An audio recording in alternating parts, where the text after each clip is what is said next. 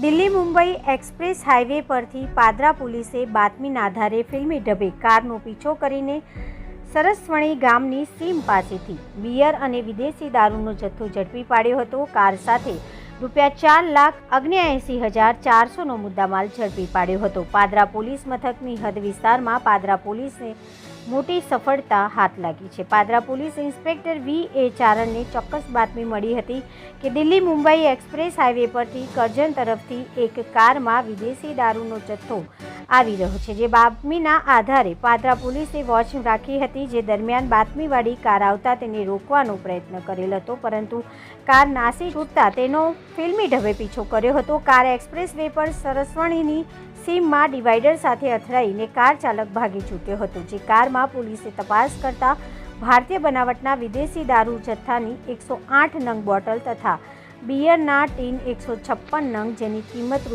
₹1,79,400 તથા કારની કિંમત ₹3 લાખ મળીને કુલ કિંમત ₹4,79,400નો મુદ્દામાલ પોલીસે ઝડપી પાડ્યો હતો અને કાયદેસરની કાર્યવાહી હાથ ધરી હતી.